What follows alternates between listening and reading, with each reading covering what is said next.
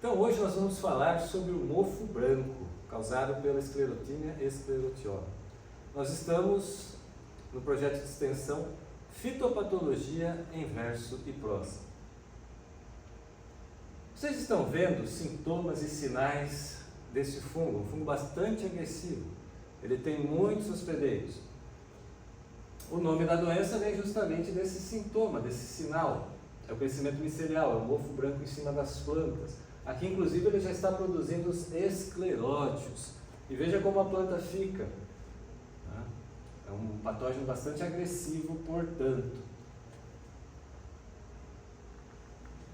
Bom, esse patógeno ele sobrevive nos esclerótios, estruturas de resistência, visíveis a olho nu. Sob determinadas condições de umidade, temperaturas amenas, esse escleródio germina, formando o apotécio, corpo de frutificação, chamada germinação carpogênica. E a partir desse apotécio, que são pequenas tacinhas de alguns milímetros, que são produzidos e ejetados os ascósporos, milhões deles são ejetados, que vão atingir as flores. Tá? Esses ascósporos infectam flores senescentes caídas sobre as plantas. Então aqui nós podemos ver mais detalhes para entender o ciclo do mofo branco. Vamos começar aqui com a estrutura de sobrevivência do escleródio. O escleródio ele pode sobreviver no solo por muitos anos. É uma estrutura então que não vai ser combatida com fungicida, uma estrutura de difícil controle. Com um determinado nível de umidade no solo e temperaturas amenas, ocorre a chamada germinação carpogênica. Ele formou os apotécios, que são esses corpos de frutificação em formato de taça. Aqui nos apotécios que vão ser produzidos ascas com ascósporos, os esporos de origem sexual. Então esses ascósporos vão ser lançados para a atmosfera e vão colonizar flores. Por que flores? Porque é um tecido rico em nutrientes. Então as flores, aqui no caso do feijão, senescentes, que ficaram caídas aqui na junção, né, da folha com o caule da planta, é justamente o ponto que esses ascósporos infectam, colonizam, ganham energia e a partir daí eles começam a colonizar outros tecidos. E aí dá aquele sintoma que a gente viu, vai ocorrendo aquela formação daquele mofo branco sobre a planta. Um patógeno que a gente fala necrotrófico. Ele produz enzimas, toxinas, ele mata o tecido para tirar depois o nutriente desse tecido morto, bastante agressivo, portanto. No final do ciclo da cultura, quando as condições já tem pouco hospedeiro, condições do ambiente já não são as ideais, ele volta a produzir os escleródios na superfície aérea da planta. E esses escleródios, quando esses restos culturais forem incorporados, vão para o solo. Só que o que aconteceu de um ano para o outro? Está ocorrendo uma multiplicação, né, nas estruturas reprodutivas, nas estruturas de resistência do patógeno. Quando passar um trator, um arado, uma grade, esses escleródios vão se espalhando e ano após ano a mancha de solo ocupada com esse patógeno aumenta e os danos são maiores. Então, esses patógenos que formam estruturas de resistência, como a Sclerotinia sclerotiana, que formam escleródio, são de difícil controle. Para manejar, nós precisamos adotar uma série de medidas. Pensando ali no ciclo, a semente sadia é importante, lavagem de equipamentos, para não introduzir o fungo numa área que não tenha. Se você introduzir escleródio, micélio do fungo, num local que não tenha, provavelmente você vai ter que lidar, manejar esse patógeno por toda a vida. A rotação de culturas é interessante, apesar do patógeno, como a gente viu, atacar centenas de hospedeiros, gramíneas não são boas hospedeiras. Então, rotação com gramíneas é indicado em áreas que têm problema com esse fungo. Inclusive, o plantio direto para essa doença colabora bastante, porque aquela palhada na superfície do solo, ela forma tipo, né, uma proteção física. É difícil do apotécio passar pela palhada. então já vai diminuir a germinação ali, né, e a consequente liberação de ascóspores. Além disso, sob o sistema de plantio direto, existe uma boa umidade no solo, temperaturas que favorecem antagonistas, que vão lá, por exemplo, parasitar o escleróide. A gente viu em uma das aulas, o tricoderma é um fungo habitante natural aí dos solos, que parasita escleróides, ajuda então na redução do inóculo. Portanto, a rotação de culturas é bem interessante.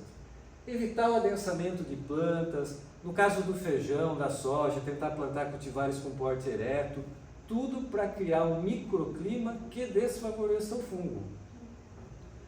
E a irrigação também tem que ser bastante bem cuidada, porque se você fizer, por exemplo, irrigação por aspersão constantemente na área, aquele filminho de água na folha vai também favorecer a infecção da esclerotínia.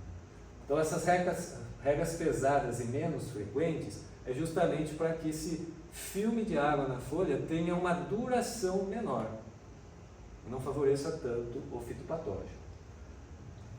Um solo bem adubado, onde foi feita uma boa calagem, interessante para a planta também responder em termos de mecanismos de defesa. O cálcio como um elemento de parede celular que fortalece as estruturas da planta, a lamela média, também provoca essa rigidez aí, né, na parede celular, ajuda aí na defesa contra o patógeno.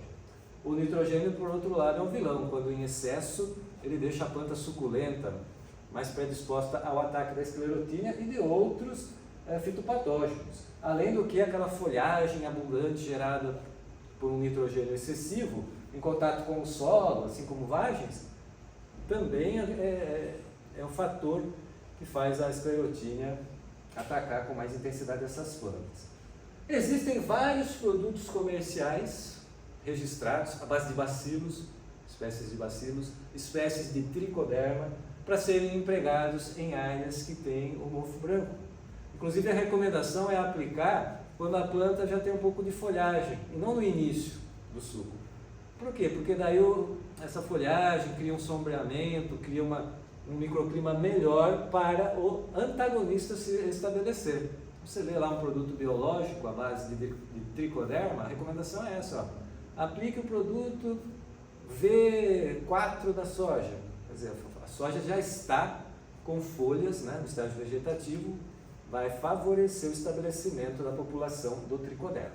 É óbvio que também, como eu falei, você pode manejar o agroecossistema no sentido de naturalmente favorecer a população de antagonistas.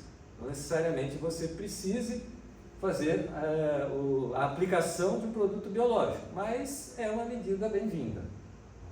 E as áreas atacadas tem que ser feita a coleta por último, justamente para não ficar espalhando os escleróides, estruturas do fitopatógeno, aumentando então a área que vai ser atacada posteriormente nos próximos plantios. Vejam, o patógeno é complexo, é uma doença difícil de ser controlada e o manejo integrado então se faz necessário.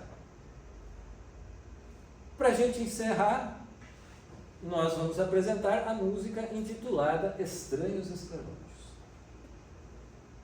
Ele pode um bom tempo durar, ele pode com a semente ir, se espalhar sobre um novo lugar, mas um hospedeiro destruir. Ele pode germinar, meu bem, ai que ódio do escleródio. Ele pode um bom tempo durar, ele pode com a semente ir, se espalhar sobre um novo lugar, mas um hospedeiro destruir. Ele pode germinar, meu bem, ai que ódio do escleródio, da esclerotínia, há potássios para formar umidade, é bom, pânico no ar, com a liberação de ascósporos, o que nos faz pensar, flores são para dar energia, há potássios para formar fio, também é bom, pânico